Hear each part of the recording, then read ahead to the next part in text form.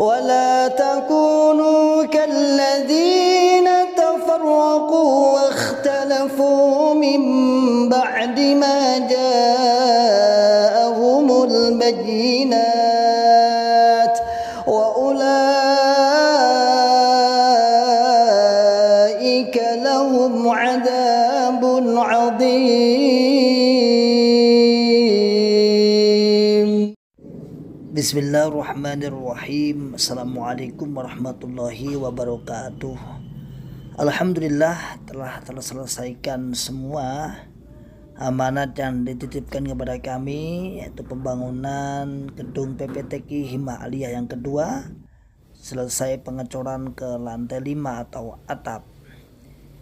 Dan kita berencana terus untuk melanjutkan pembangunan. Yang kita butuhkan saat ini adalah bata ringan atau herbal senilai 460 meter dan per meter Rp70.000. Bagi sahabat-sahabat yang ingin menitipkan sodakohnya, kami persilahkan untuk jariah. Tafadhol sebagai jariah kita semua, dan semoga Allah Subhanahu wa taala menerima amal baik kita semua. Barakallahu fikum jami'an.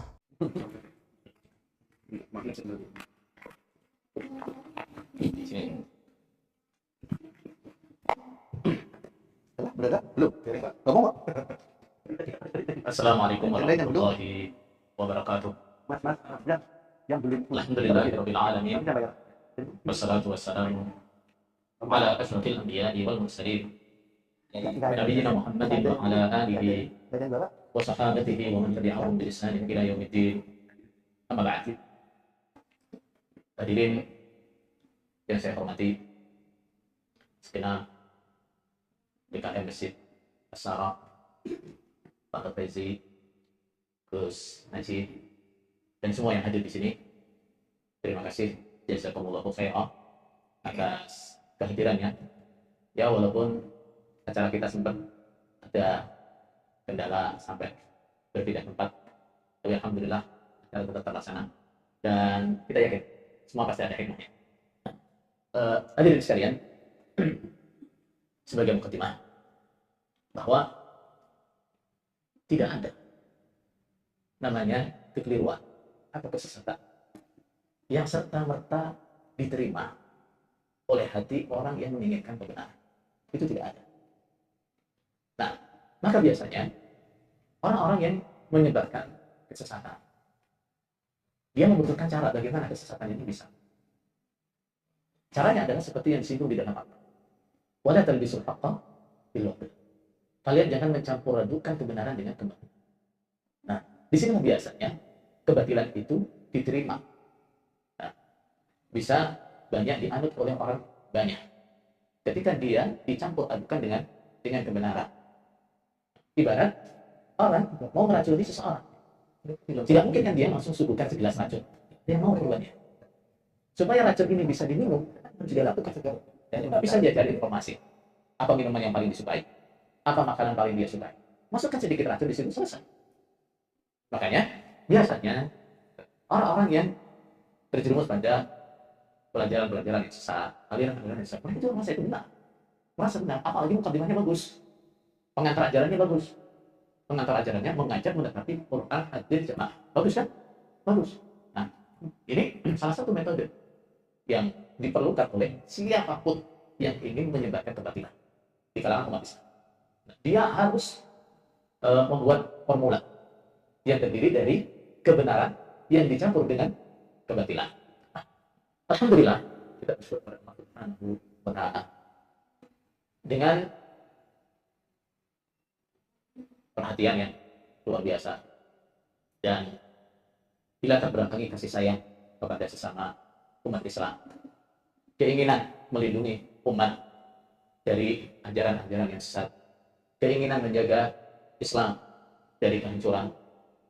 Para ulama-ulama, terutama yang berada di dalam lembaga Majelis Ulama Indonesia, menerbitkan buku dengan judul Buku Pembinaan LDII Menuju Paradigma Baru berdasarkan wasatiyatul Islam. Kalau kita berangkat dengan pikiran husnuzan, prasangka baik kepada saudara-saudara kita di dalam LDIG. Seingat saya, komitmen untuk melaksanakan paradigma baru itu sudah sangat lama. Mungkin dari sekitar tahun 2006 itu sudah ada komitmen untuk melaksanakan paradigma baru. Nah, dan belum lama juga komitmen itu ditegaskan lagi oleh ketua umumnya dalam surat pernyataan yang beliau buat di kantor MUI pusat. Nah, kembali menegaskan komitmen untuk melaksanakan paradigma baru. Hanya saja mungkin ada kendala bagi mereka untuk betul-betul bisa melaksanakan paradigma baru, yaitu masih banyaknya kerancuan-kerancuan dalam mereka memahami dalil-dalil Al-Quran dan Sunnah, terutama yang terkait dengan keyakinan atau pemahaman mereka.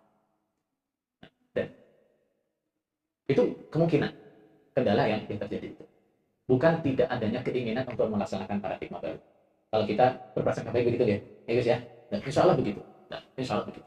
Maka, saudara sekalian, buku ini diharapkan bisa membantu, memandu teman-teman, saudara-saudara kita dari Lembaga Dakwah Islam Indonesia dalam melaksanakan komitmen mereka untuk betul-betul melaksanakan paradigma baru. Alhamdulillah, saya sudah pernah baca buku ini dari awal sampai akhir. Saya sudah baca. Ya, tadi kalau pembawa acara menyebutkan saya termasuk tim penulisnya, kurang benar ya. Saya tidak termasuk tim penulisnya, cuma saya termasuk yang dimintai masukan saja. Ya, dia narasumber lah ya. Tapi tidak semuanya dari saya, tidak. Baik. Tapi saya sudah baca buku ini dari awal sampai akhir dan menurut saya sudah cukup bagus. Artinya masalah-masalah yang dibahas di dalam buku ini itu semua adalah masalah yang real, betul-betul untuk kita sebagai mantannya itu nggak ada fitnah di dalamnya. Ya, itu tidak ada fitnah di dalamnya. Yang dibahas adalah nyata. Ya, walaupun mungkin ada sedikit hal yang kurang pas, tapi itu wajar karena yang nulis bukan mantan. Ya, karena yang nulis itu juga bukan mantan. Jadi kalau ada sedikit yang kurang tepat itu sangat wajar. Saya duduk, Pak. Tidak ada sesuatu yang kurang. Saya duduk. Baik, Bapak Ibu sekalian, tujuan kita pada pagi hari ini adalah membedah isi buku ini itu sebenarnya apa saja. Tapi tentunya namanya cuma bedah buku, Pak ya. Kita tidak akan baca satu persatu. Nanti kalau saya baca satu persatu, nah apalagi nanti saya tambahi lagi, nggak bisa-bisa butuh waktu 1 minggu ini untuk menjelaskan. Baik, namanya kita cuma membedah saja kira-kira isinya seperti apa, ya, dan nanti barangkali ingin ada yang ingin baca buku ini tapi masih ragu, itu buku apaan sih? Nah, dari sini kita akan berikan informasi tentang pokok-pokok yang ada di dalam buku ini. Baik, bisa kita lihat dari awal buku ini dengan judul yang tadi saya katakan.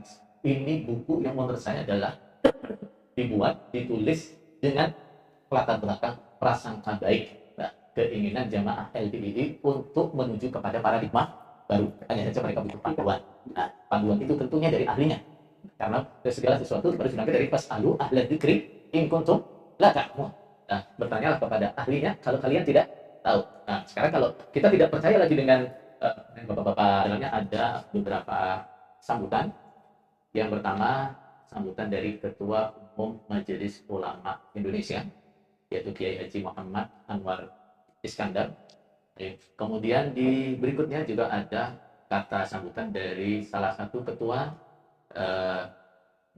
DP, Dewan Pengurus Pusat MUI Pusat, yaitu Profesor Dr. Haji Utang Pranuwijaya MA. Kemudian juga ada kata pengantar dari Profesor Dr. Andes Firdaus Syam, MA PhD, Masya Allah. Nah, beliau adalah Ketua Tim Rujuk Ilal Haq untuk LDII yang dibentuk oleh MUI dengan SK yang dicantumkan di situ. Beliau juga sebenarnya juga ada dalam kepengurusan KP3 MUI. Nah, juga ada, tapi ini tidak dicantumkan. Intinya, ini adalah tokoh-tokoh yang merekomendasikan kita untuk membaca kitab ini. Kemudian apa saja isi buku ini? kita lihat di daftar isi, itu ada setidaknya 12 bab yang dibaca di sini, dan ini adalah bisa dibilang isu-isu utama, masalah-masalah utama yang berkembang dalam pelajaran jamaah LDI. Dibahas di bab pertama adalah masalah al-jamaah. Nah, kemudian di situ ada beberapa subbabnya. Yang bab satu masalah berjamaah, dalam istilahnya Nabi kan berjamaah, kalau biasanya Muhammad bahasanya al-jamaah. Kemudian bab kedua masalah beramir, yaitu masalah al-imarah wal imamah. Di bab ketiga masalah berbaiat atau al-bai'ah. Yang keempat masalah ketaatan. Yang kelima masalah fatanah bitanah hudiluhun. Yang keenam bab isyrun atau IR atau infak rezeki atau infak rutin atau persenan, ini belum masuk nih. Persenan. Baik. Kemudian yang ketujuh adalah masalah 5 bab, ngaji, ngamal, bila, sambung jamaah dan taat. Kemudian yang kedelapan masalah bid'ah, khurafat, syirik dan takhayul. Yang ke-9 yaitu bab istilah yang biasa dipakai di LDI, yaitu masalah jargon Quran hadis jamaah. Yang ke-10 masalah mangkul musnad muttasil M3. M3 mangkul musnad muttasil. Yang ke-11 adalah bab takfiri atau takfir. Yang ke-12 adalah masalah surat taubat dan kafarah taubat. Nah, dari daftar bab yang bisa kita baca, artinya kita bisa simpulkan itu semua masalah real kan? Nah, masalah yang real terjadi dan itu menjadi pokok-pokok ajarannya. Baik, kemudian kita langsung saja coba kita beralih ke bab yang pertama, bab al-jamaah. Bab apa? Al-jamaah. Sebenarnya kemarin saya siapkan PowerPoint gitu, ternyata terlalu terang, jadi nggak bisa kelihatan. Jadi pegang kertasnya aja ya. Baik, langsung saja. Nah, jadi ada catatan-catatan di bab 1 itu apa saja isinya. Yang pertama, bagaimana definisi berjamaah dalam ajaran LDI itu gimana? Definisinya apa? Baik, dalam kitab ini dibahas bahwa definisi jamaah dalam LDI itu adalah beramir, berbeat, dan bertoat. Gitu kan ya? Ini benar kan ya? Nah, beramir, berbeat, dan bertoat. Itu definisinya. Nah, ada amir yang dibeat dan ditaati, berarti sudah jadi jamaah. Oke. Kemudian juga di situ ada pembahasan yang agak panjang, tapi yang intinya juga ini juga sama, bahwa pada akhirnya definisi jamaah itu jadinya adalah jamaah ya adalah jamaah kita. Gitu kan ya. Dan itu juga tidak luput dalam pembahasan kitab ini, bahwa intinya definisi jamaah menurut kita adalah jamaah kita. Kenapa? Karena walaupun definisi berjamaah adalah berambil, berbeat, dan taat, ujung-ujungnya juga yang diyakini LDI, yang sah adalah imam yang sah adalah imam mereka. Jamaah yang sah adalah jamaah mereka. Nah, jadi kan lebih mantap lagi ini kalau ditambahkan 7 fakta sahnya jamaah di Indonesia. Nah itu yang akhirnya mengerucutnya pemahaman itu adalah jamaah yang sah jamaah kita, imam yang sah adalah imam kita. Baik. Kemudian poin yang kedua yang juga dibahas dalam buku ini adalah masalah kedudukan berjamaah dalam syariat. Nah, hukum berjamaah dalam syariat Islam menurut pemahaman LDI itu apa? Baik. Menurut pemahaman LDI seperti dipaparkan dalam hadis ini dan dalam kitab ini, dan kita menyaksikan itu adalah benar, bahwa hukum berjamaah hukumnya adalah wajib, tapi tidak sampai wajib ini saja. Bahkan lebih dari sekedar wajib. Kenapa? Mereka menambahkan bahwa pemahamannya adalah tidak sah Islam jika tidak berjamaah. Nah, atau biasa juga dalam ceramah mereka disebut syarat sahnya Islam itu harus berjamaah. Baik. Jadi kalau mereka dibilang menambahi rukun Islam, enggak. Kita enggak menambahkan rukun Islam, kita enggak tambah. Nah, rukun Islam kita sama, rukun iman kita sama. Tapi masalahnya yang mereka biasa gambarkan adalah sekarang orang wudu, dia sudah kerjakan semua furudul wudu, wajibatul wudu, sunnahul wudu, semua sudah dia kerjakan. Tapi syarat wudunya tidak ada. Wudunya sah apa tidak?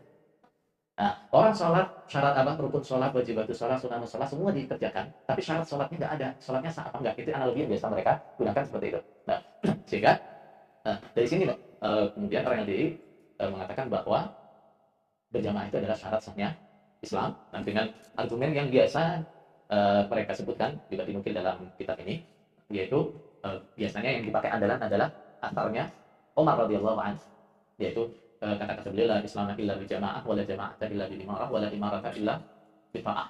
Nah, tidak ada Islam kecuali dengan berjamaah, tidak ada jamaah kecuali dengan berimarah, tidak ada imarah kecuali dengan taat. Bahkan kadang-kadang sebagian penasehatnya ada yang nekat nih. Nah, ditambahi proteksinya. Nah, wala imarata illa bi bai'ah. Nah, tidak ada amir kecuali dengan bai'ah. Baik. Kemudian eh, akar ini selain dijadikan sebagai dasar mendefinisikan jamaah, juga dijadikan sebagai dasar untuk mengatakan bahwa jamaah itu adalah syarat sahnya Islam. Baik. Kemudian juga ada lagi sebagai tambahan juga disebutkan dalam kitab ini, salah satu dalil mereka mengatakan bahwa berjamaah itu adalah syarat sahnya Islam adalah hadis iftiraqul ummah. Sintani wa sab'una finnar wa wahidatun fil jannah wa hiyal jamaah. Nah, kalimat finnar ini biasa dipahami seakan-akan sama dengan kafir. Jadi kalau jamaah tetap neraka, berarti Islamnya tetap biasa. Baik. Kemudian juga yang dibahas dalam kitab ini, poin yang penting dalam bab ini adalah pembahasan bahwa orang yang keluar dari jamaah LDII itu adalah murtad. Nah, adalah murtad. Nah, itu kenapa? Karena mereka punya kepahaman tadi, jamaah itu adalah syarat sahnya Islam dan jamaah adalah jamaah mereka. Berarti kalau keluar dari jamaah LDII sama dengan murtad, sama dengan murtad. Baik. Gue informasi bahwa belakangan ada pergeseran istilah. Karena apa? Dengan menggunakan istilah murtad untuk yang keluar ini, ternyata mereka juga kerepotan untuk menanggapi pertanyaan-pertanyaan dari jamaahnya. Nah, karena apa? Di sisi lain mereka kan menolak anggapan bahwa mereka itu punya paham takfiri. Nah, tapi ketika mereka menyebut yang keluar itu adalah murtad, nah berarti kan jelas takfirinya. Nah, maka sekarang biasanya yang istilah yang digunakan adalah apa? Sudah beda paham. Nah, sudah beda paham. Baik. Istilahnya beda paham, tapi pelakuannya sama seperti pelakuan orang yang murtad. Nah, bahkan ada lagi istilah yang baru nih, apa? UDGK. Nah, yang keluar disebut UDGK. Nah, apa Ustaz? Orang dengan gangguan kepahaman. Kreatif. Memang di sana banyak orang pintar. Nah, banyak orang pintar. Baik, kemudian itu dari sisi apa yang diajarkan di dalam LDI. Kemudian di kitab ini juga ada apa? Rat tasheeh atau bantahan atau pelurusan terhadap apa yang dipahami. Yang pertama dicantumkan dalam pembahasan adalah definisi al-jamaah secara bahasa Arab. Definisi ada cukup bagus. Kemudian arti jamaah secara istilah dan menurut para ulama. Nah, di sini ini yang menarik bahwa dari beberapa qaul atau pendapat ulama yang beredar tentang masalah definisi jamaah, nah, di situ tidak satu pun definisi yang diungkapkan dalam kitab ini itu sesuai dengan jamaah LDI. Nah, coba bisa kita lihat misalnya makna al-jamaah yang disebutkan dalam kitab ini adalah mattafaqa alaihi ashabu Rasulillah fi khilafatil a'immatil arba'ah al-khulafa'ir rasyidin al-mahdiyyin rahmatullahi alaihim ajma'in. Adalah sesuatu yang disepakati oleh atau di masa 4 khalifah ar-rasyidin, Abu Bakar, Umar, Utsman dan Ali. Jadi pemahaman-pemahaman praktek-praktek ibadah yang disepakati di zaman ini itu yang dimaksud dengan al-jamaah. Baik, sekarang satu contoh saja besar. Dalam masalah metode mengkafirkan umat Islam. Metode seperti ini diingkari nggak di kalangan sahabat? Nah, diingkari. Nah, karena cara mengkafirkan yang membagi buta seperti ini adalah ciri khasnya siapa? Khawarij. Nah, kita lihat bagaimana pandangan ulama tentang kelompok ini.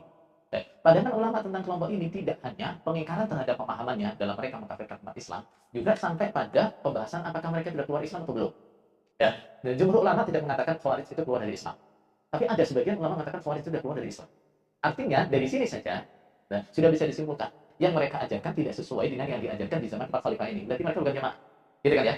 Baik. Kemudian dalam masalah keimaman, misalnya ini kan yang biasa mereka unggul-unggulkan ya. Sekarang 4 khalifah Rasyidin itu mereka ada keamiran apa enggak? Ada imam apa enggak? Itu kan biasanya ya. Baik. Ini seharusnya juga ditambahkan dalam kitab ini kalau bisa kan. Nah, bahwa oke. Nah, Khulafaur Rasyidin atau bahkan setelahnya semuanya mereka berambil berbeda. Tapi masalah sama nggak model keimaman yang dilakukan oleh LDI dengan keimaman di zaman itu? Sama apa? Itu nggak sama. Baik. Kemudian di definisi jamaah yang kedua, di akar yang kedua di situ disebutkan al-jamaah itu adalah as-sawadul a'dham, kelompok Islam yang mayoritas. Nah, sekarang jumlah mereka berapa? Nah, jumlah mereka itu kalau kita ambil angka paling besar di seluruh dunia, ini nggak saya Indonesia tak ya, seluruh dunia. Angka paling besar itu 1,5 juta. Sekarang populasi umat Islam di dunia sampai berapa? Miliaran. Nah, miliar. Miliar. Nah, sehingga mereka tidak bisa dikatakan sebagai jamaah dari sisi ini. Baik. Baik, itu yang pokok dari bab ini. Kita lihat saja. Nah, kita beralih ke bab berikutnya. Nah, di bab berikutnya yaitu bab beramir. Di situ di halaman 16. Baik, di halaman 15. Baik. Yang menarik adalah di dalam kitab ini tidak dibahas bagaimana apa yang dimaksud amir dalam jamaah LDI. Definisi amir, imam dalam jamaah LDI itu apa tidak dibahas dalam kitab ini. Ini kenapa? Nah, karena mungkin tidak dijumpai literasinya. Dalam apa namanya dokumen-dokumen LDI tidak dijumpai. Tapi sebenarnya masalahnya adalah memang dari dalam jamaah LDI itu kan nggak ada apa definisi amir, apa definisi imam. Itu nggak ada. Ya, imam ya imam mereka, amir ya amir mereka. Itu definisinya begitu. Selesai di situ. Nah, kenapa? Seandainya disebutkan apa definisi imam, apa definisi amir, hakikatnya amir ya sudah langsung. Berarti imam kita bukan imam, amir kita bukan amir. Baik. Kemudian di situ tentu yang menarik adalah dibahas juga klaim LDII tentang keimaman LDII adalah satu-satunya keimaman yang sah di Indonesia.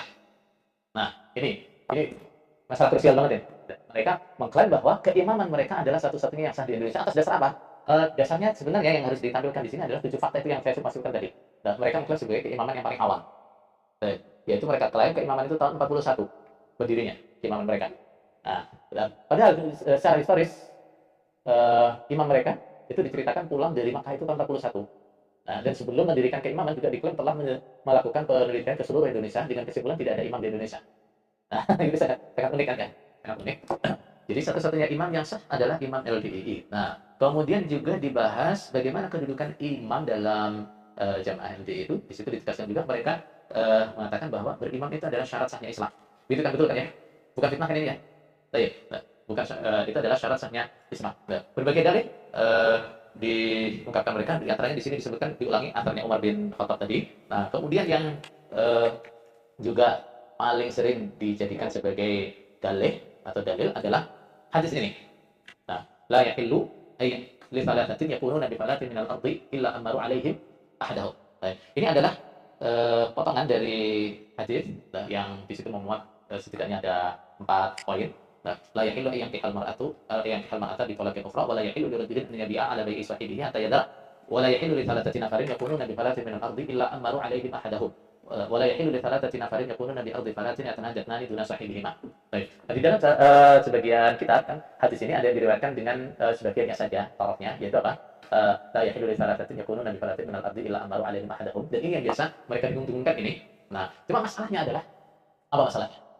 Ketika hadis ini diriwayatkan dengan riwayat yang hanya menyantumkan sebagian, kemudian penafsirannya dibelokkan, jamaah-jamaahnya yang tidak paham bahasa Arab nggak ngerti penafsirannya dibelokkan. Kalimat la yahillu li thalathatin yakununa bi falatin minal ard itu mereka artikan di mana? Tidak halal hidupnya. Tidak halal hidupnya 3 orang berada di atas permukaan bumi, itu bisa diterjemahkan begitu, kecuali menjadikan salah satunya sebagai amir. Nah, itu yang mereka jadikan sebagai dalih kalau nggak punya imam, Islamnya belum sah. Nah, kemudian juga mereka bahas juga dalam kitab ini, salah satu pemahaman mereka adalah keimaman itu merupakan masalah bitonah atau masalah rahasia, itu kan ya. Dan kemudian biasanya digambarkan seperti apa keimaman itu? Digambarkan seperti kemaluan. Tapi kayaknya penulisnya nggak tega mau bahas itu. Kayaknya nggak tertolong mau bahas. Jadi seperti kemaluan, yang artinya walaupun semua orang tahu, nah, bahkan mungkin semua orang bisa membayangkan bentuknya kurang lebih seperti apa. Nah, kita tentu nggak boleh mengatakan bahwa kita punya imam, kita punya amir. Baik. Kemudian juga dibahas juga bagaimana pengangkatan imam, metode pengangkatan imam di dalam LDII. Nah, yaitu metode mereka adalah pokoknya dia BA dia sudah jadi imam. Nah, 3 orang saja yang BA sudah sah. Nah, makanya imam mereka yang juga dibahas dalam kitab ini. Nah, di dalam LDII seperti dibahas dalam kitab ini, sebenarnya mereka tidak pernah mengklaim bahwa imamnya itu maksum. Itu tidak. Nah, tapi kenyataannya adalah mereka memperlakukan imam itu seperti orang yang maksum. Nah, seperti orang yang maksud, di mana apa yang sudah jadi dawuhnya imam itu nggak bisa dibantah, nggak bisa dibantah. Nah, bahkan di sini juga sampai ada informasi sampai suasana di sidang ulama 10, gitu. Oh ya, sidang ulama 10, yaitu bagaimana uniknya sidang tertinggi di kalangan Islam jamaah atau jamaah LDII ini, sidang majelis tertinggi lah ya, ulama 10 itu saya dulu juga termasuk anggotanya. Soalnya. Nah, itu sidangnya sangat unik seperti diceritakan dalam kitab ini. Jadi kalau ada masalah-masalah, itu biasanya ada pertanyaan gini, dibacakan ada pertanyaan seperti ini dari jamaah. Semuanya diam. Nunggu bagaimana jawabnya Bapak Imam. Dan kalau Bapak Imam sudah jawab, ya sudah. Berarti itu hukumnya. Itu hukumnya. Nah, nanti setelah selesai musyawarah itu, yang ulama-ulama yang paku buminya itu bertugas mencarikan referensinya, mencarikan dalilnya. Nah, jadi sudah ada kesimpulan baru cari dalil. Gitu. Nah, nanti kalau dari imamnya nggak ada statement, dari wakil imamnya gimana? Wakil imamnya. Nah, baru nanti dari imam nggak ada, wakil imam nggak ada, baru yang lainnya boleh bicara. Nah, baru yang lainnya boleh bicara. Nah, itu suasana sidangnya seperti itu. Nah, yang di dalam di bawah itu biasanya dinarasikan ini sudah dibahas dengan detail, dengan mendalam di forum keimaman. Ya kenyataannya seperti itu. Baik, apalagi imam yang pertama. Nah, imam yang pertama. Jadi kita kalau menyelisih imam yang pertama itu luar biasa besar dosanya. Nah, kenapa? Di LDI walaupun katakan mereka mengatakan semuanya harus berdasarkan dengan Al-Quran dan Hadis. Nah, tapi ketika ada dalil-dalil yang bertentangan dengan kepahaman yang sudah diajarkan oleh imam yang sebelumnya, ya, itu dalilnya tetap kalah. Nah, salah satu contoh yang sangat klasik di jamaah LDI itu masalah dan haji tamattu untuk orang yang melaksanakan umrah berkali-kali dalam perjalanan haji.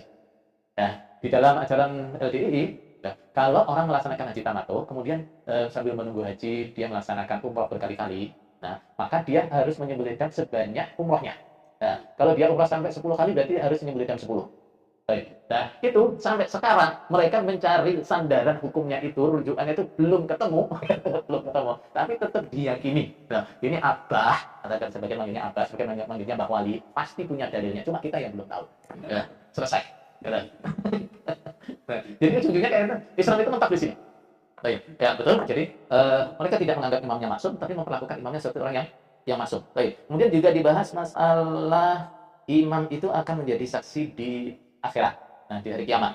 Nah, di situ dalil yang mereka pakai biasanya adalah yauma nad'u kulla unasin bi imamihim. Pada hari kiamat kami akan panggil semua orang bersama dengan imamnya. Nah, imam yang dimaksud ini dalam penafsiran mereka adalah imam yang di BA.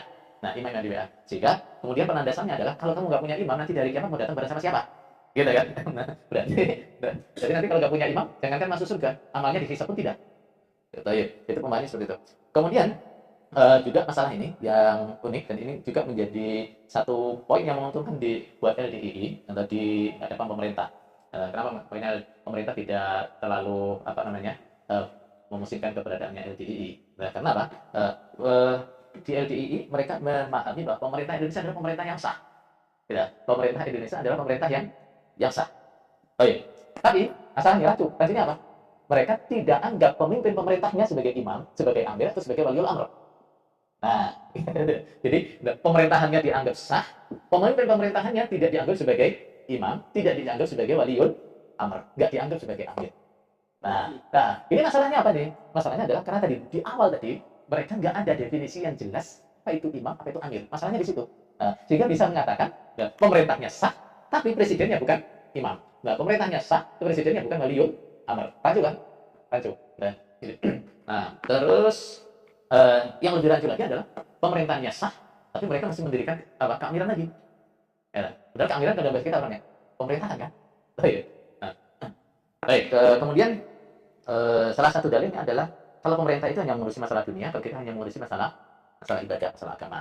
Baik. Kemudian juga dalam pemahaman LDI yang dibahas dalam buku ini adalah imam tidak harus berdaulat dan diakui oleh umat Islam di wilayah keimamannya. Nah kata mereka tadi, bahwa 3 orang saja cukup kok untuk mengangkat imam. Nah, cukup untuk mengangkat imam.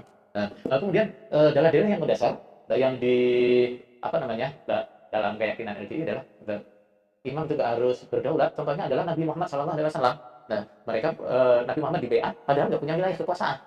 Nah, itu yang kedua. Nah, kenapa tidak minta persetujuan umat Islam yang lain seperti apa tokoh NU, Muhammadiyah dan organisasi Islam yang lain? Dari mereka apa? Bagaimana kita mau minta persetujuan mereka? Gitu. Oh, dengan konsepnya keimaman saja kita dengan mereka sudah nggak sepaham. Gitu kan biasanya. Nah, itu dalil-dalilnya seperti itu. Nah, maka kemudian di dalam bantahan-bantahannya di sini disebutkan beberapa bantahan. Yang pertama adalah meluruskan kesamaan arti pemerintah dengan apa sultan, imam, amir, dan bahkan khalifah. Bahwa istilah-istilah ini adalah istilah-istilah yang maknanya sama. Nah, maknanya sama. Jika ketika mengakui dia sebagai pemerintah yang sah, berarti seharusnya mengakui dia sebagai imam, mengakui dia sebagai amir, mengakui dia sebagai sultan, apapun namanya, nama jabatannya dia sekarang. Nah, makanya juga kalau di negara-negara yang sistemnya kerajaan seperti Saudi, yang mereka anggap sebagai waliul amr, sebagai imam, sebagai amir siapa? Ya raja yang namanya raja, bukan amir. Malik namanya. Baik. Tapi kan esensinya sama, itu adalah waliul amr. Gitu, waliul amr. Nah, di situ dijelaskan penggunaan istilah apa tadi, amir, sultan, dan khalifah yang semuanya menjurus pada istilah yang sama, hanya sedikit perbedaan dalam masalah penggunaan istilah amir. Kalau di zaman Nabi biasanya amir itu digunakan untuk panggilan panglima-panglima perang, dan utusan-utusan yang diutus untuk satu misi tertentu itu disebut dengan amir. Tapi kemudian mulai zaman Umar bin Khattab, karena ada iskal, yaitu apa?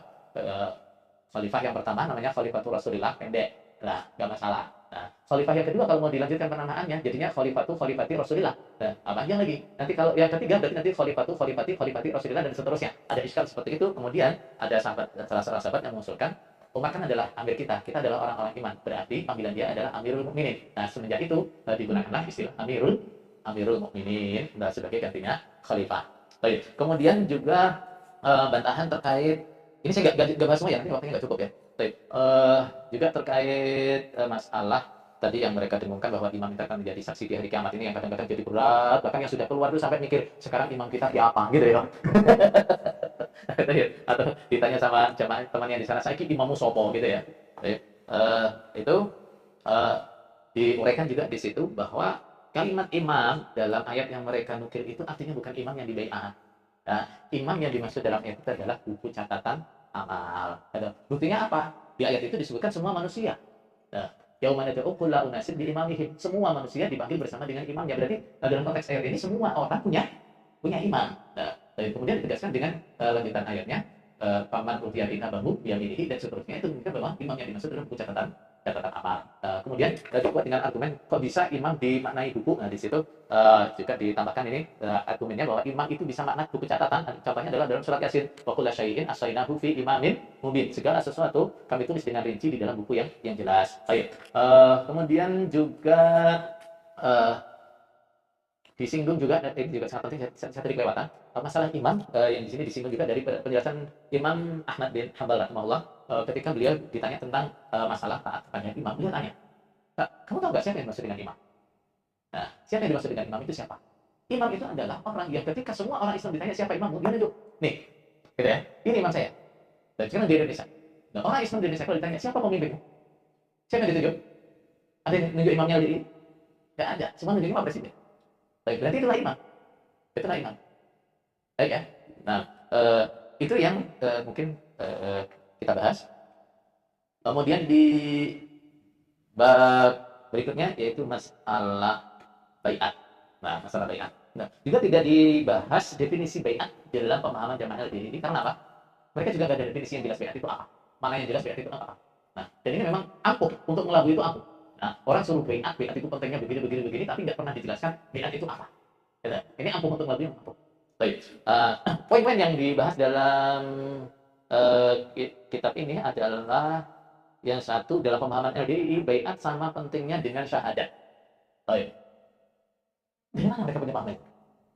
Ini maksudnya nih, maksudnya nih. Baiat itu hukumnya kan wajib. Sholat, zakat, puasa, dan seterusnya. Hukumnya apa? Wajib. Nah, begitu sama-sama wajib, kemudian dikembangkan pemahaman jadi apa? Sama. Gitu kan? Sama. Nah, kerancuannya di sini gimana kerancuannya seharusnya? Ini bisa ditambahkan nanti dalam edisi revisi. Ya, harus dijelaskan juga bahwa namanya kewajiban dalam Islam itu apa nih? Tingkatannya enggak sama. Ya, sekarang simpel aja. Kita ke masalah yang lebih kecil saja. Pekerjaan yang wajib dalam sholat itu satu tingkat apa enggak? Enggak kan? Enggak. Nah, dalam sholat itu yang wajib itu ada syarat, ada rukun, ada wajib. Semua hukumnya wajib. Nah, sehingga seharusnya ketika orang mengatakan baiat itu hukumnya wajib dalam syariat Islam, tidak serta-merta bisa kemudian diartikan bahwa berarti itu sama dengan syahadat, sholat, zakat, dan puasa. Nah, sehingga disinilah kalau kemudian ada tuduhan mereka menambahkan rukun Islam. Nah, tuduhan itu wajar walaupun kurang tepat. Karena apa? Nah, mereka menyamakan wajibnya baiat dengan wajibnya syahadat, sholat, zakat, puasa, dan haji. Nah, baik. Kemudian juga mereka sebutkan pemahamannya adalah tidak baiat adalah kafir. Dan dalilnya diantaranya waman mata walaysati unuqihi bai'atun mata mitatan jahiliyah. Orang yang mati tidak punya tali baiat di lehernya berarti mati jahiliyah. Orang jahiliyah itu masuk neraka apa masuk surga? Biasanya kan pemantapannya gitu kan ya. Orang jahiliyah itu masuk surga apa masuk neraka? Neraka. Baik. Neraka itu tempatnya orang iman atau orang kafir? orang kafir. Nah, berarti nggak baiat hukumnya kafir. Terus ya, baik, baik. Nah, eh, kemudian yang terkait dengan masalah ini nih, adalah bagaimana dengan jamaah-jamaah yang mau nikah dengan orang luar jamaah. Nah, ini kalau juga dibahas, cuma saya nggak catat di situ. Eh, Biasanya adalah kalau ada orang jamaah yang ngotot mau nikah dengan orang luar, nah supaya nggak nikah dengan orang kafir, diupayakan bagaimana dia segera baiat. Nah, prosesnya dikarbit istilahnya ya, dikarbit. Pak Malik dulu dikarbit nggak Pak? Dikarbit. Oh iya. Nah, nanti setelah mau baiat baru dinikahkan, baru dinikahkan. Oh iya. Kemudian yang bikin haru dalam prosesi baiat itu adalah begitu jamaah sudah melaksanakan baiat, di situ akan dikasih motivasi yang bisa bikin nangis. Betul, bapak-bapak, ibu sekalian. Nah, kita baru saja melaksanakan acara yang sangat penting, yaitu acara yang menjadikan apa yang sebelumnya halal semuanya sekarang menjadi halal. Apa yang sebelumnya kalau nggak ada nilai ibadah semua sekarang menjadi nilai ibadah. Apa itu? Baiatnya tadi. Baiatnya tadi. Nah, kemudian berarti bapak-bapak gitu sekarang dengan kita sudah baiat ini ya. Nah, ada mungkin yang kita sesalkan bahwa amalan kita dari yang sebelumnya nggak dianggap semua. Tapi dosa-dosa kita sebelumnya juga apa? Sudah nggak dianggap. Kenapa? Al-Islamu yahdimu maqablah. Islam itu menghancurkan semua yang sebelum Islam. Nah, jadi sekarang kita mulai dari nol. Kayak slogannya siapa? SPBU. Kita mulai dari nol Pak ya. Ayo. Nah, kemudian yang poin lagi yang dibahas dalam buku ini dalam kaitannya masalah baiat adalah penguasa tidak diakui sebagai imam yang sesungguhnya karena hanya mengatur urusan dunia. Baik. Ada masalah yang sering ditanyakan oleh Ranaldi yang juga kayaknya perlu ditambahkan dalam buku ini, yaitu biasanya mereka nanya begini, kalau presiden kamu anggap sebagai imam, kapan kamu baiatnya sama presiden? Gitu kan? Nah, ini juga perlu pelurusan. Nah, kira-kira bagaimana kita meluruskan? Hakikat baiat itu apa? Baiat itu adalah janji kita, kesanggupan kita untuk taat dan tunduk pada pemerintahannya. Baik. Nah, itu namanya apa? Baiat. Baiat itu kalau yang bersangkutan minta kita baiat di depannya, menyatakan sumpah itu di depannya. Baik. Maka itu kita lakukan. Baik, itu kita lakukan. Nah, tapi kalau tidak, misalnya gimana? Nah, presiden tidak minta kita untuk menyatakan sumpah setia di hadapan dia, bahwa kita akan tunduk dan patuh pada pemerintahnya. Nah, maka janji kita di dalam diri kita bahwa saya siap tunduk pada pemerintahnya itu sudah cukup. Nah, dan bahkan coba kalau kita lihat hadis-hadis saya, bagaimana orang itu dianggap meninggalkan baiat? Apabila dia sudah melakukan pembangkangan atau tidak mengakui kepada pemerintah, berarti sudah meninggalkan baiatnya. Nah, berarti secara otomatis orang rakyat Indonesia yang tidak membangkang pada pemerintah Indonesia dikatakan apa punya baiat. Nah, sebenarnya warga LDI juga merasa atau tidak punya baiat kepada pemerintah Indonesia. Baik, baik. Kemudian dalam pelurusannya dijelaskan bagaimana pengertian baiat secara bahasa Arab. Baik, ya di situ intinya namanya baiat adalah janji, sumpah, kesanggupan untuk tunduk kepada pemerintah. Baik. Kemudian juga dibahas bagaimana penafsiran dalam surat Al-Fatah. Innal ladzina yubayyi'unaka innama yubayyi'unallah. Nah, bahwa orang yang baiat kepadamu itu adalah hakikatnya baiat kepada Allah. Nah, masalahnya adalah orang yang baiat kepada imam-imam yang tidak sah itu apa juga sama dengan baiat kepada Allah? Tidak. Nah, kalaupun mau dijabarkan bahwa baiat kepada imam sama dengan baiat kepada Allah, nah seharusnya adalah apa? Imam-imam yang disyariatkan membaiat dia itu sama dengan berjanji kepada Allah. Nah, walaupun yang lebih tepat ayat ini memang yang baiat kepada Rasulullah waktu itu adalah baiat kepada Allah. Baik. Nah, kemudian dalam surat Al-Mumtahanah juga ya ayyuhan nabiyyu idza ja'akal mu'minat dan seterusnya. Ayat-ayat ini kan biasa digunakan sebagai dasar untuk menguatkan disyariatkannya atau wajibnya baiat. Baik. Sebenarnya ayat-ayat seperti ini hanya menunjukkan disyariatkannya baiat. Dan hanya menunjukkan apa? Disyariatkannya baiat, tidak menunjukkan bahwa baiat itu adalah syarat sahnya Islam. Baik. Tidak juga menunjukkan bahwa kalau orang tidak baiat berarti Islamnya belum sah, tidak. Nah, kemudian bagaimana praktek baiat di kalangan ulama salaf? Di situ juga dijelaskan bahwa baiat itu hanya kepada siapa? Imam yang disepakati oleh tokoh-tokoh ahlul hadis wal hadis. Nah, di situ bagus sekali di sini disebutkan dalam argumennya yang utama adalah ucapan Khalifah Umar radhiyallahu anhu. Nah, karena yang mereka jadikan sebagai dalil baiat nggak punya imam nggak sah Islamnya juga ucapannya siapa? Umar bin Khattab. Baik. Nah, sekarang yang kita dibaca di sini yang dijadikan sebagai bantahan cara mereka membaiat juga ucapannya Umar bin Khattab. Nah, bedanya yang ucapan wala Islam illa bi jamaah itu adalah asar yang diantara ulama diperselisihkan kesahihannya. Sebagian ulama mengatakan itu tidak sahih, sebagian ulama mengatakan itu sahih.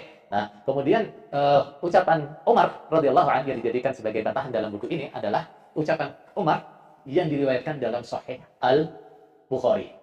Dalam Sahih Al-Bukhari. Nah, sehingga logikanya kalau mereka jadikan asal la islama illa bijamaah itu sebagai hujah karena ini adalah ucapannya Umar. Biasanya kan tambahnya gitu ya.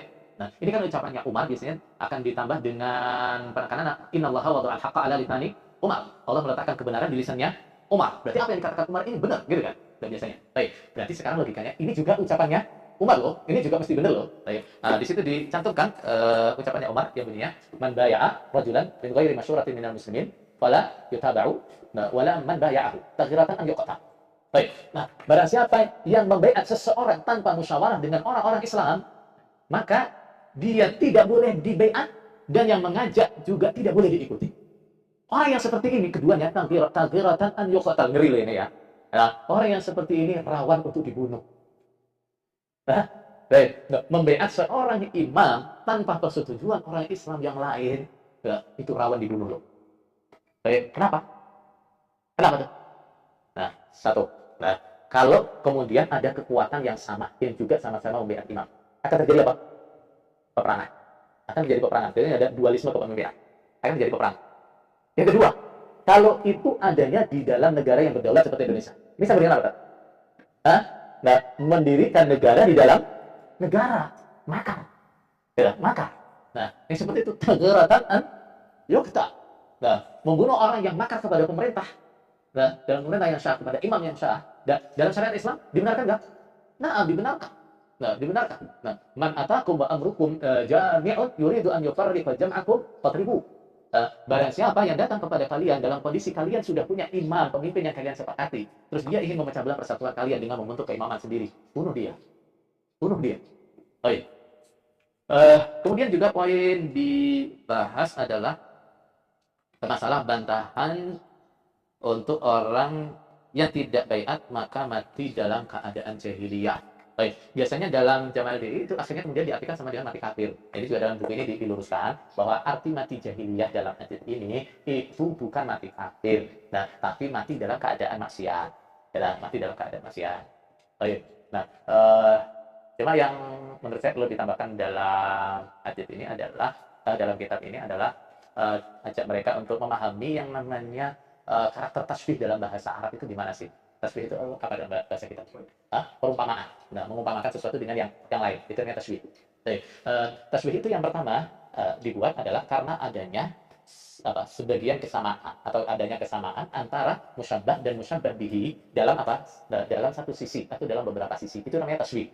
Jadi yang namanya tasbih itu bukan berarti yang diumpamakan itu sepenuhnya sama dengan yang musyabbah bih. Kalau orang saya bilang fulan wajahnya seperti rembulan, itu maksudnya apa? Ada kesamaan dalam sebagian sisinya. Bukan kok sama sepenuhnya. Kalau sama sepenuhnya berarti gimana wajahnya? Bulat gitu ya. Wajahnya bulat. Nah, wajahnya bulat. Tapi ada kesamaan. Apa kesamaannya? Cahayanya. Wajahnya bercahaya seperti bulan. Dari sisi ini, wajahnya bercahaya. Nah, kemudian yang kedua juga harus dipahamkan juga bahwa yang namanya kesamaan dalam musyabbah dan musyabbah bihi itu juga kadarnya nggak sama. Gitu. Tidak sama. Nah, misalnya tadi, besarnya cahaya dalam bulan sebagai musyabbah bih, itu tidak sama dengan besarnya cahaya dalam wajah seseorang yang dikatakan musyabbah tadi. Nah, biasanya besarnya sifat itu yang paling besar di mana? Dalam musyabbah atau musyabbah bih? Dalam musyabbah bih. Dalam musyabbah bih, dalam bulannya. Nah, di sini kita ajak mereka berpikir. Nah, berarti yang namanya mati seperti mati jahiliyah, itu bukan mati jahiliyah. Seperti mati jahiliyah. Baik, kesamaannya di mana? Tentunya ada yang sisi yang menyamakan antara kondisi mereka dengan kondisi jahiliyah. Nah, ini juga disebutkan oleh para ulama bahwa kesamaannya adalah kondisi kacaunya orang jahiliyah di mana mereka tidak punya pemimpin yang menyatukan mereka. Kondisi jahiliyah sebelum datangnya Nabi Muhammad SAW, setiap suku punya pemimpin sendiri-sendiri, sehingga sedikit-sedikit terjadi perang antar suku. Itu kondisinya. Baik. Nah, jadi kondisinya adalah apa? Yang menyatakan bahwa kondisi tidak adanya imam, tidak adanya kekacauan ini. Baik. Kemudian, kalau kita tarik lagi, nah, kekacauan yang terjadi di kalangan umat Islam yang tidak punya imam, baik, dan kekacauan yang terjadi di kalangan orang jahiliyah, lebih parah yang mana?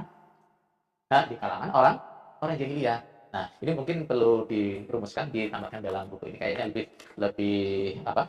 Bisa lebih mengena insyaallah. Baik, kemudian masalah wah, waktu kita sudah makin habis ya. Nanti kita sampai ke berapa sih?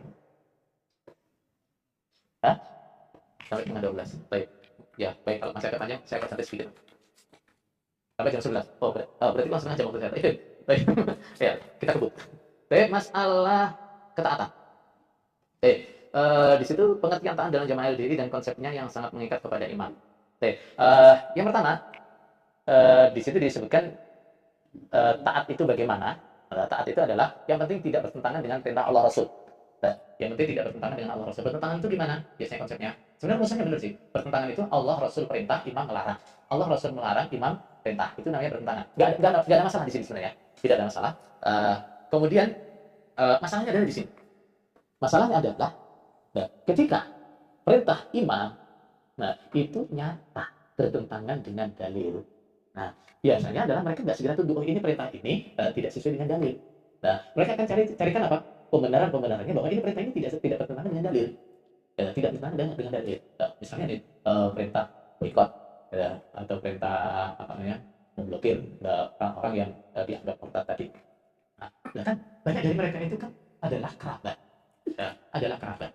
Nah, ketika perintah boikot ini diingatkan, ini kan bertentangan dengan perintah silaturahim. Nah, apa dalil mereka? Nah, kan diingatkan, Nabi saja memerintahkan sahabatnya untuk bersilaturahim dengan keluarganya yang kafir. Nah, ini kok keluar dari jamaah nggak boleh silaturahim. Ini kan bertentangan dengan dalil. Baik, apa mereka bilangnya? Beda. Nah, beda. Nah, kalau orang kafir itu nggak bahaya. Nah, kalau mantan itu bahaya. Bisa mempengaruhi kepahaman. Gitu. Jadi mantan lebih bahaya daripada orang kafir. Baik. Itu.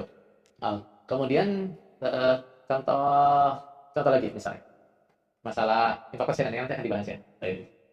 Kan mereka nggak ada dalil yang membenarkan penarikan infak persenan. Nah, adanya dalil-dalil infak yang umum. Nah, mereka apa dalilnya? Ini kan ijtihad imam. Imam wajibnya ijtihad. Imam adalah perintahnya ijtihad. Nah, ijtihad itu dibenarkan oleh dalil.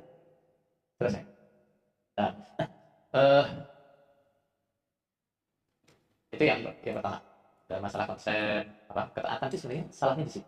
Kalau konsep-konsepnya rumusannya itu sudah benar. Ya, taat itu selagi dalam kebaikan, taat itu selagi tidak dalam keadaan maksiat. Tapi masalahnya adalah nanti semua perintah imam itu nggak ada celah bagi orang yang mengatakan ini perintah maksiat. Nggak ada celah. Apalagi itu pemahaman atau perintah dari pendirinya. Nah, biasanya di sini akan dibuatkan yang dengan begini. Dulu, Mbah Wali itu pernah menantang jamaahnya. Siapa saja yang bisa menunjukkan satu saja ijtihad saya yang salah, akan saya kasih hadiah sepeda motor. Nyatanya nggak ada satupun jamaah yang bisa menunjukkan satu saja ijtihad beliau yang salah. Narasinya begitu kok, berarti yakin semua ijtihad imam itu benar. Narasi seperti itu. Kemudian yang paling ngeri sebenarnya adalah ketika jamaah, ada satu jamaah yang pengurus atau imam merasa kewalahan untuk mengarahkan dia. Misalnya mengkritisi kebijakannya, mengkritisi perintahnya. Nanti akan ada senjata pamungkas. Apa saja? Bapak imamnya. Nah, kamu jamaah? Ya Pak, saya jamaah. Nah, kamu tahu? Ya sudah, kerjakan. Nah, kalau dari tembakannya kamu jamaah, ya sudah. Nah, nggak ada lagi yang berani nolak itu. Nah, makanya yang viral itu kan sampai walaupun isinya itu joget-joget dan sebagainya, kalau itu adalah perintahnya Bapak Imam, nggak ada pilihan lain kecuali ridho. Kecuali ridho. Baik. Kemudian juga ada doktrin di surganya jamaah adalah karena taat. Surganya imam adalah karena adilnya. Nah, di sini akhirnya jamaah itu sama sekali nggak boleh mengkritik imamnya. Ya, kenapa? Urusan perintah dia nggak adil, perintah dia menyimpang, itu urusan dia. Yang penting kita taat. Ya, yang penting kita taat. Baik.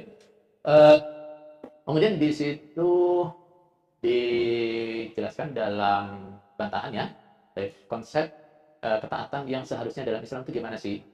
Nah, jadi ketika ada perselisihan dalam kebijakan ulil amri, itu seharusnya dikembalikan kepada siapa?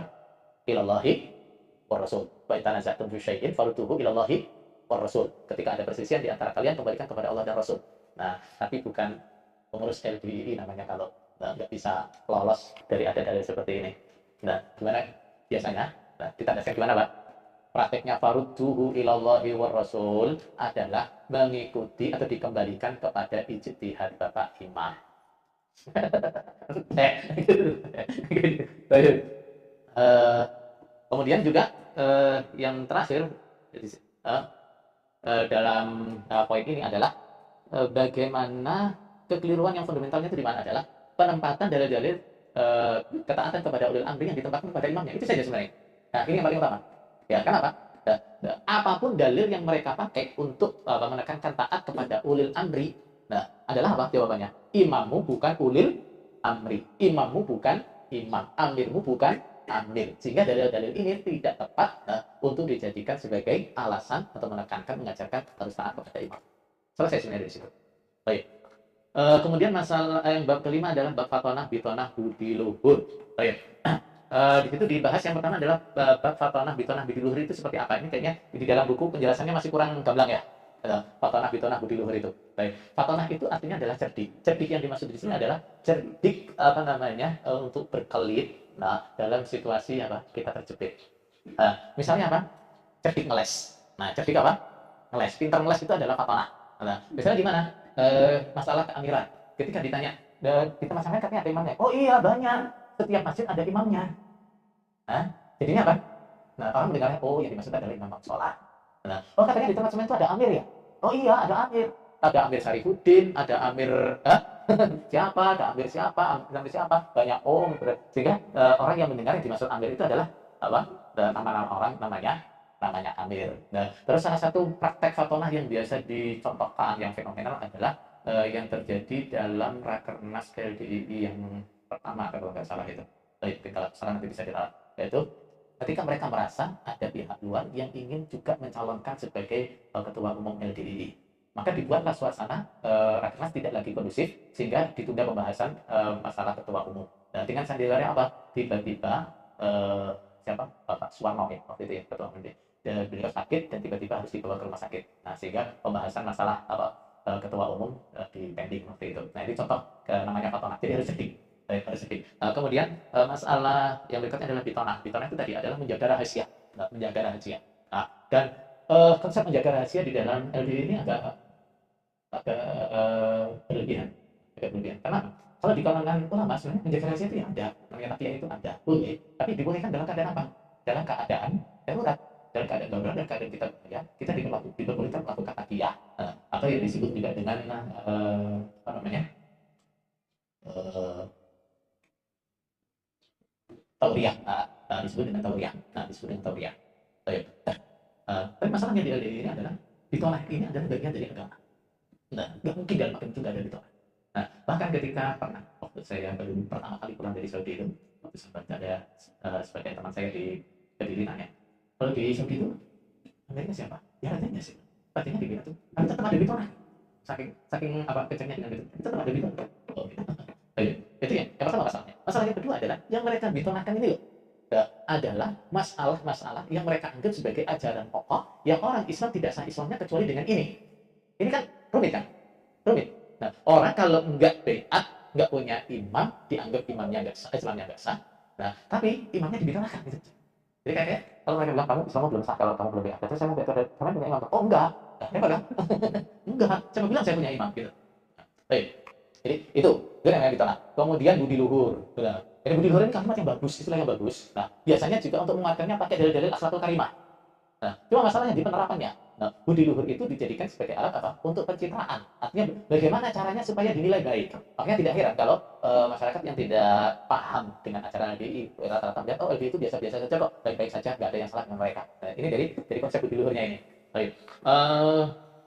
Kemudian dalam rat tasihnya di situ dituliskan beberapa kondisi yang diperbolehkan kita berdusta di dalam agama. Nah, yaitu disebutkan di situ ada dalil yang membolehkan dusta dalam satu strategi perang. Baik. Yang kedua adalah dusta dalam islah. Baik. Yang ketiga adalah dustanya suami istri untuk membangun apa? Romantisme, ya. Bukan untuk merugikan ya, tapi untuk membangun romantisme antara suami istri itu boleh dusta. Baik. Di antara tiga dusta ini ada nggak yang sesuai dengan dustanya LDI? Ini masalah. Gitu. Kalau mereka nggak apa ini saya seterah. Lawan sama siapa? Nah, masalahnya adalah akidahmu atau ajaranmu kamu sembunyikan dari umat Islam. Itu masalah. Nah, kalaupun boleh menyembunyikan ajaran itu karena ajaran umat Islam yang dianggap mungkin itu tidak jadi bahaya untuk diungkap, yaitu tidak disampaikan kepada non muslim, gitu kan? Nah, tapi masalahnya adalah ajaran Islam dan yang bahkan dianggap sebagai syarat sahnya Islam dianggap sebagai rahasia tidak diboleh diketahui oleh umat Islam yang lain. Ini masalahnya di sini. Baik. Eh, kemudian eh,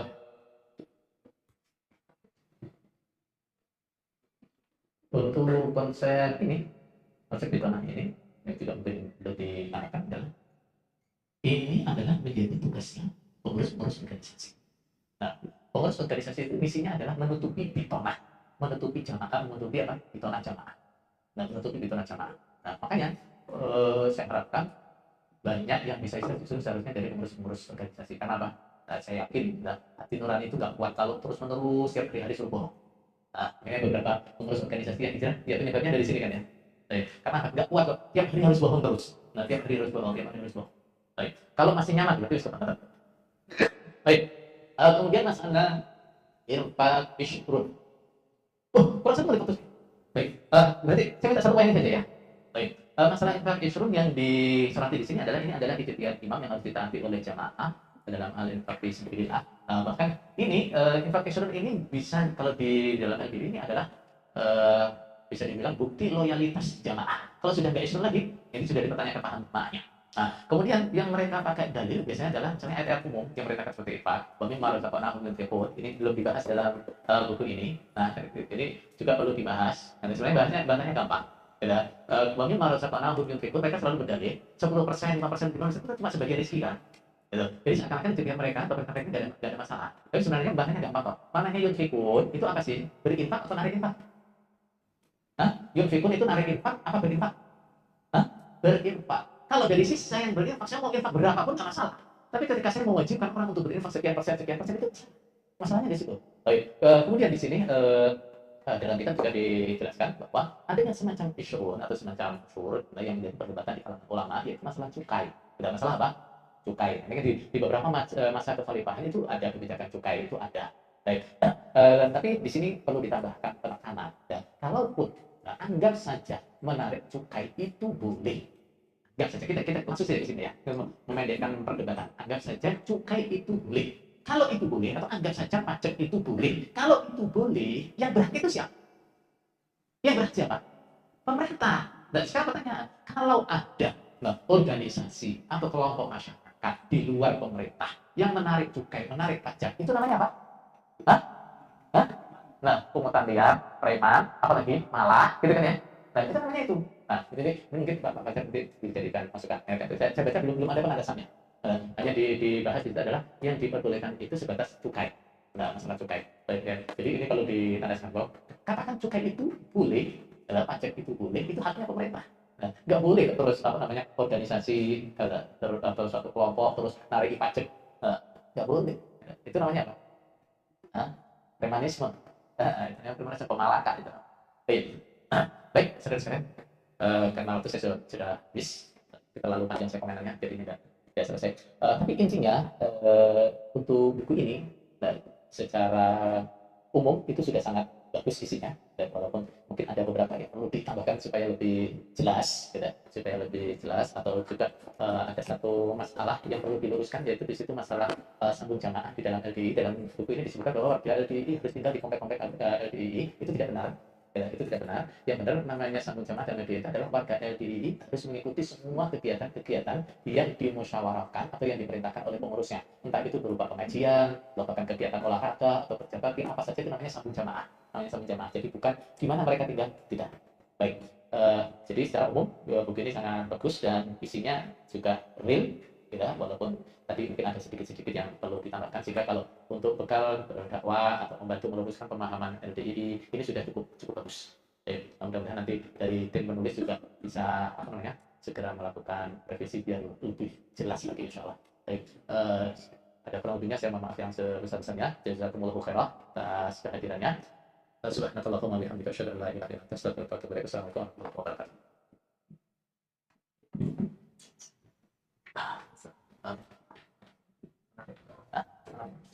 Ya, Kita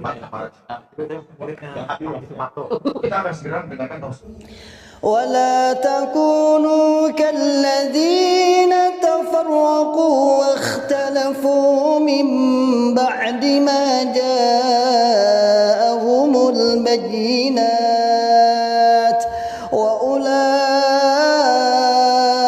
وأولئك لهم عذاب عظيم